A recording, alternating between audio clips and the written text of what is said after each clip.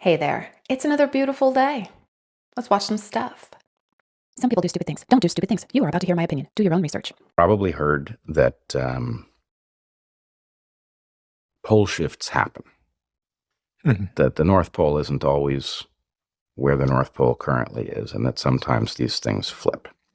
That's always struck me as an extremely dangerous condition. And I always assumed, well, what are the chances you're going to be alive? You know, if you were alive within 500 years of a pole flip, that would be kind of a close call. But what are the chances it's going to happen during your lifetime? Well, we are actually living in a moment where the pole is actively migrating. We are in the midst of what's called a polar excursion. The pole seems to be flipping, and it seems to be flipping at the same time that our electromagnetic field of the Earth is decreasing. Now, that decreasing field means that what's flung off the sun has a bigger impact on Earth than it would ordinarily have, and that pole flip threatens chaos. I suppose the good news is that when it does happen, it'll be so fast that we will never even know what hit us. So when the poles flip, like everything just goes all cattywampus and all the lands are going to be flooded. And I think that's probably why all these super billionaires are building these crazy bunkers because they see it and they're preparing because they think they're going to survive. You never know. They might. Okay, I don't know how to explain this one properly, but this is absolutely crazy. This is just for entertainment. Okay, so Elon Musk, who owns the Neuralink company that's putting microchips into people's brains, he was born in 1971. In 1972, a year later, there was a song released called Watch Out for 666, and I have to show you the lyrics. I can't believe this song was made a year after Elon Musk was born. Watch out for 666. In a vision of the future, I saw in a vivid dream that the hour is incoming when men will become machines, a new one world order will rise and then demand that all the world's people receive their scientific brand. I saw a tiny pre-programmed computer chip so thin implanted in men's foreheads, underneath their skin, linking all its bearers to the system's central brain, the master computer that over them will reign. Watch out for 666 and their computer chip that is designed to strip you out of your self-control. Don't sell your soul. Men's thoughts will be programmed by this new technology. Those who take the number, their slaves will always be, so hearken to this warning. If it's life and love you choose, then you'll follow the truth and the mark you will refuse. Watch out for 666 and their computer chip that is designed to strip you out of your self-control. This is a song that was released a year after Elon Musk was born. Yet he started a company putting microchips into people's brains. What is going on in this world? Obviously, once again, this was just for entertainment, and I'm as fictional as a dinosaur, baby. While I am very happy to admit that those lyrics are particularly interesting, I do find this clip to be a bit of, according to my Google searches, that song was actually released in 1989. Obviously, it had nothing to do with Elon Musk. During that time, computers were becoming more popular and people were actually able to have them in their own homes. And as the popularity grew, this ultra-Christian cult, as they were described, started to prophesize these things. So, I don't think it had anything to do with Elon Musk. He just happens to be doing that stuff right now.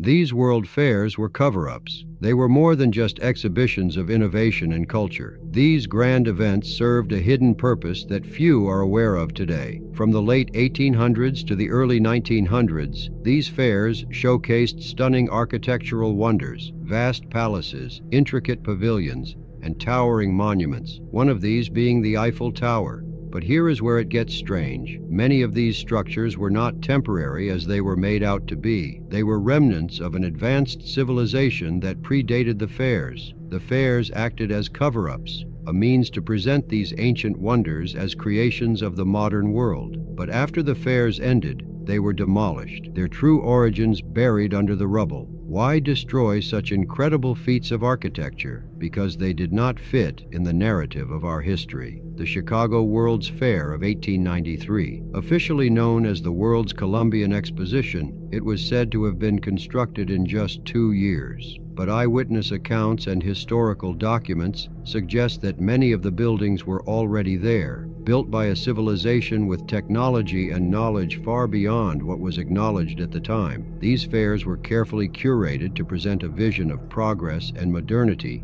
while erasing the memory of our true past. The narratives created during these events have shaped our understanding of history ever since. I've got a serious battle going on inside of my brain whether or not these structures were actually there previous to the World's Fair. And there's always, facts on both sides saying, yeah, they were there and no, they weren't there, and their construction was poor and that they were, demoed to bring on the modern age. I know inside of my being that there were civilizations previous to our own that were advanced, and even during our own that were swept under the rug. But, there's that battle there because there's so many facts on both sides that just make me think it's confusing. The most expensive dumpster fire in history turned an entire American town into a real-life ghost story.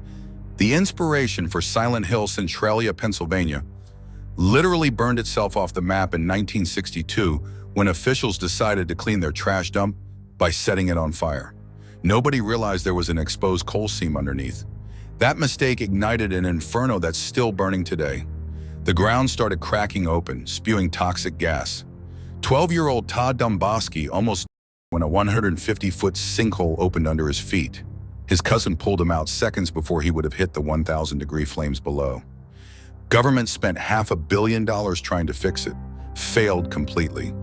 Now only 5 stubborn residents remain in a town that used to have thousands. Streets are abandoned, houses demolished, steam rises through cracks in the earth. The fire will keep burning until all the coal is gone, sometime around 2270. My grandparents lived here and refused to leave. I often visited in the 80s and 90s. Creepy place nowadays. Many visit for tourism and to see graffiti way.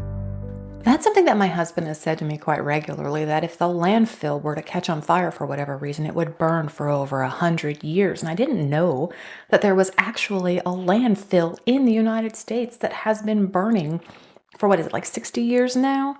And it's going to continue burning for another 150 years, but it's because of the coal deposits inside. And I was always thinking, because they dig down and then they put all this like junk in there, it's all just trash.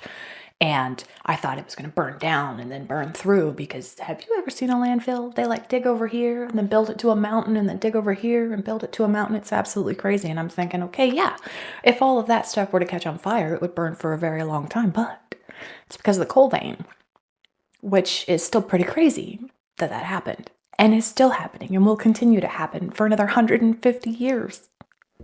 I've been having nightmares for probably the last 2 months, and one of the things that I just changed 2 months ago was I took this fan part off of my top window so it was brighter in here. But at night, I'm getting this street lamp, which you probably can't see. I'm getting a street lamp that shines in here. And I've been having nightmares and not been able to sleep through the night. I've been waking up every hour. Last night, I put that thing back on. I slept through the night. I didn't have nightmares. So I wonder, do the street lights put off some kind of energy that is negative when it comes to humans? Because as soon as that went back on, everything was good. While I am not one to discredit the theory that lights are casting crazy things inside of your brain, I think it has something to do with your sleep patterns. Maybe you need it to be dark. Maybe being dark helps. I know my brother personally can't have any lights on around him, otherwise he doesn't sleep well at all. I can have lights on and I don't have bad dreams. It doesn't matter. But some people, your surroundings affect how well you actually sleep. And perhaps that light coming in is doing things with your brain to make it say, hey, Or maybe they're casting demonic thoughts into your brain with your street light. A woman hears something in her backyard one night, so she takes this picture. Doesn't really notice anything till later. Do you see it now? Can you kind of see it? That looks like two eyes to me. Now, while it does look like two eyeballs lit up, it is hard to see because it's far away. So me, wearing a cheesehead, decided let's zoom in a little bit. Can you see it now? Can you see it better? Let me circle it for you. Yeah, that's something. That's not just two Christmas lights that are still out in May. But what could it be? Let's look even closer. That's something looking at her. That's something looking at her house. I'm not saying it's a person. It could be some kind of animal, maybe a skinwalker, maybe a Wendigo, maybe some kind of Bigfoot, or maybe just a deviant. And as you all know, there's a lot of deviants out there these days. Sneaking in backyards, peeking in windows, and while that definitely could be some kind of deviant, I think it's a humanoid of some kind. Not a human, a humanoid. But what do you think? Let me know in the comment section. Shabadoo Bushkis! Shabadoo! Shabadoo Joe. Personally, I think that her first issue was when she heard a noise outside in the dark and then went out there. It's a very dark place. You won't catch me doing that. I hear something outside. I'm like, it's still outside. Leave it. Leave it alone. It's probably an animal. I know owls are on at night and their eyes do the thing, and raccoons as well. So perhaps it was just an animal in the tree. Yeah, I'm going to go with that. Guys, you are not going to believe what Gen Z has discovered. Check this out. Apparently, instead of going to Starbucks and spending $10 on a latte, you could actually make coffee at home. Crazy, right? Turns out I actually have a coffee machine. I just thought this was decorative, but apparently you can put coffee grinds in it and make your own coffee. Let's give it a try. So apparently I use this coffee filter and I can add these grinds and this machine will produce coffee for me.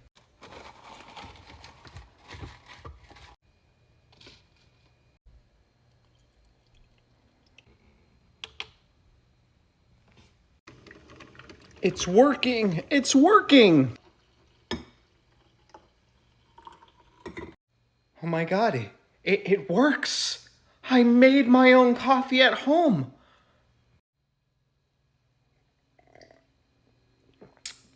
Oh man, that is good.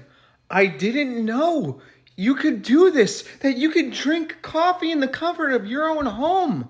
This is amazing. I mean, first they think of silent walking. It's where you walk but without any headphones in. And you just walk. I mean, that was crazy. And then they think of staying hydrated during the day by just drinking water. And now this, making your own coffee at home to save on expenses. Who would have ever thought of that? Yeah, that happened. They came up with that all on their own.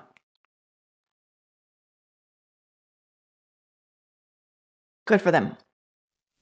So I'm about to lose my job, and this is scary because I developed this skill over 20 years. I just, boom, look at an x-ray and say, oh, here we go. We have right middle lobe pneumonia, maybe left upper lobe consolidation. Patient is very sick. She has bilateral pneumonia. We need to take care of her.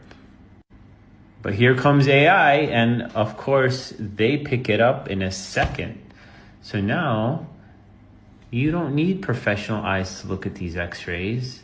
You just have artificial intelligence, and they picked up the pneumonia.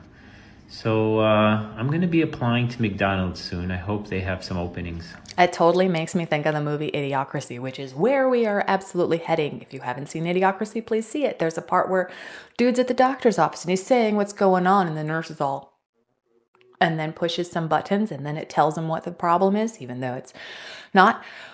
That's kind of where we're going, although I personally would like to have a professional actual person review my test results and give me their opinion as well. But I find it very strange that all of a sudden he's got stage 4 cancer and all the experts are out there. Okay. This is what the experts are saying. Urologists that are telling you, that saying that this type of cancer, for it to be at this level, Okay, level 9, whatever that is on the SP scale, whatever that scale is, it's like 2 to 10. He's at a 9. To get to that level, he would have to have it for some amount of time. It just doesn't happen the last 100 days or years in office. He's had it for quite a long time, several years, in fact. The president of the United States is surrounded by the best doctors in the world. He has the best medical care of any of us. And you mean to tell me they didn't know he had prostate cancer? Give me a freaking break. The dude had it for a long time. Matter of fact, in 2022, he was in Pennsylvania and he was talking about how he had cancer. And then the media just swept it under the rug and nobody investigated. Nobody did anything. Nobody asked him any questions about that comment. And now all of a sudden, he's got cancer. Now, I'm just speculating, but it's kind of weird that all of a sudden, right before the WHO report from when he got investigated for the top secret papers that he had in his garage, in his car, all over the United States, and different residences that he had, all that top secret documents that he took as a senator and as a vice president. He wasn't supposed to have them. Wait, what? There's an investigation about these classified documents being places that they weren't supposed to be? I have not heard of this. I'm going to have to look into it. Not today, but I am definitely going to look into that because what? As far as him still running the country while he was going through all of these things, how irresponsible is that? This is like a huge cover up, and I am just dying to hear what's coming of it. A Trump official has come out and said Jill Biden could be charged with elder abuse. Good, Dr. Jill. That's what you get for parading your husband around like that. We all remember this video that was taken right after the infamous debate that forced Democrats to quit pretending Joe Biden was mentally fit. Roll the clip. Joe, you did such a great job. You answered every question. You knew all the... And let me ask the crowd, what did Trump do? Lie! Yes. Jeez, she treats him like a 5-year-old. And what did Dr. Jill get for parading a cancer-riddled dementia patient around pretending he was fit to be president? Oh yeah, she got a spot on the cover of Vogue. She got to tell America, we will decide our future. Yes, we did, Jill, and it didn't include your husband, you, or the Kamala puppet. So what do you think should happen to Dr. Jill after all of this? Frankly, I think she needs to be charged with elder abuse. We all saw it, we all know it happened, and they all tried to cover it up. Perhaps the saddest thing of all is that the man himself, Joe Biden, was failed by every single person around him. And be sure to like, comment, share, follow, do what you do. I've been saying it for a while that I don't blame Joe Biden for his cognitive decline. That is something that he cannot control. But the people around him are so responsible for a lot. And I believe that there should be an investigation into what the heck actually happened. And if Jill Biden actually did all of this propping up because she was the face right next to him at all times, something's got to happen there. And I think it's absolutely sad. I don't ever want to see an individual having this kind of issue. It's a health issue. It really is. But it was the leader of our country, for crying out loud. And it's inexcusable. People are not going to believe this. Just yesterday, I made a video saying that we should have had Medicare for all in this country 80 goddamn years ago. And the only reason we don't is because every single one of our health insurers are greedy, blood-sucking parasites. Well, just this morning, I woke up to an email from my health insurer, Anthem Blue Cross Blue Shield. In that email was an explanation of benefits saying that I owe $12,000 for some lab work I had done back in September. Now, it's true, in September, I had a doctor's appointment, and when I made that appointment, I was very careful to choose a doctor that was in network at a place that was in network. During that appointment, they said, hey, do you want to do some lab work? I said, yes. I thought it was part of it. No one explained that it was going to cost me $12,000 to get this lab work done. And the lab that they used to do that lab work was apparently not in network.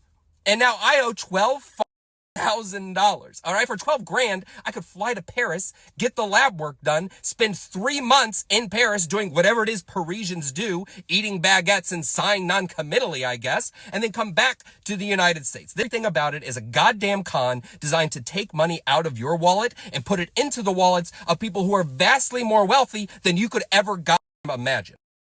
Absolutely. Abso-frickin-lutely. Same thing happened to me. I had to see a specialist, and I go on my healthcare's website and I find a specialist that is on their website, and I call them and I'm like, hey, do you take this insurance? And they're like, oh yes, we absolutely do. And I'm like, all right, great. And I went in there and I saw them. I gave them my deductible, and then I get a bill.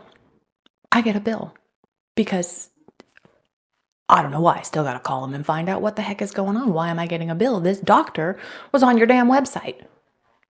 It's misleading. It's misleading. It's to get more money. And I'm like, what? It drives a person crazy. List of the last 6 presidents comparing their net worth before and after their time in office. At number 6, you have Ronald Reagan, who was worth around $10 million before taking office and then about $15 million after. Next, you have George H.W. Bush, who was worth around $4 million before and then $23 million after. Then you have Bill Clinton, who came into office being worth around $1.3 million, but he left the White House with a stunning $241.5 million net worth. $241.5 million net worth. $241.5 million net worth. Next, you have George W. Bush, who came into office being worth around $24 million and then left office being worth around $40 million. Then you have Barack Obama, who was worth around $1.3 million before, and he left office with a net worth of around $70 million. And then lastly, you have Donald Trump, who came into office with a net worth of around $3.7 billion, but left with a net worth of around $2.5 billion. Now, let me ask you, out of all those presidents, why do you think President Trump was the only one to actually lose money while serving in the White House? I just did a quick search and found that Joe Biden actually came into the presidency with a $2 million net worth and left with a $10 million net worth. So there's something there as well. Sound off. Let me know what you think in the comments. All right, let's carry on with our series. And the Americans, that was at the time of George Bush Sr. They refused to comment. They said, we're not commenting. But obviously the Italians then said, we have a problem because this secret Gladio army was linked to acts of terrorism, okay? Very, very complicated, very, very delicate. But I tell you this, the secret army was designed to wait for a Soviet invasion, okay? The Soviet invasion never came. So normally you should... will. No, there was no Soviet invasion of Western Europe. But people didn't know. At the time, people didn't know. And they were scared because they could see that the Soviet Union was overthrowing the government in Hungary or in Czechoslovakia, or that they were controlling the DDR. So, we were in different worlds. You were in Macedonia, I was in Switzerland. Yeah. And here in the West, they were thinking the Russians, they're eating their babies. Okay, they're really dangerous. The communists, very dangerous. That's what we thought. That's what we were taught. And probably you were taught the capitalists are very evil. I don't know. Okay. That's history. That's Cold War history. But, we both grew up in different worlds. Yeah, of course. And what I'm telling you there now is that in the West, NATO set up these secret armies. That's a fact. We know they were set up by CIA and MI6. That's a fact. We know that they existed in all countries of Western Europe. That's a fact. And now the Italian investigation was carried out by a man called Felice Casson. He's a judge, an Italian judge. And he was actually researching acts of terrorism in Italy. He was researching the Peteano terrorist attack of 1972, which is a terrorist attack which killed some 4 or 5 people, not many. If you compare it to 9/11, a small terrorist attack. It was a car which exploded, bang, when the police went there and opened the car. There was an anonymous phone call saying, there's a car here, can you come out and check it out? Police came and exploded. And then there was another anonymous call which said, we are left-wing extremist, Brigate Rosse, which is an Italian left-wing terrorist organization, real terrorist, it existed. And the telephone caller said, that's Brigate Rosse. And, for many years, people in Italy thought, the extreme left, the socialists and the communists, they're dangerous. They create terrorism. And the idea was to shock the Italian population so when the next election comes that they don't vote communist. And this worked. And many years later, this judge, Felice Casson, researches this Peteano terrorist attack, and he finds out it was not the Red Brigades. It was from the extreme opposite, from the extreme right.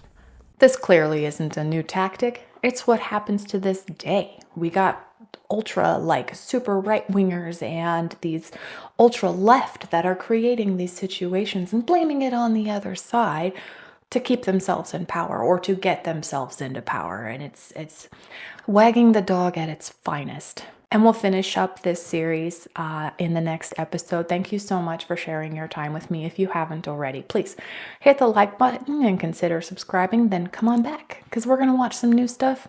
I'll say different things. It's going to be fantastic. Until then, have a wonderful day.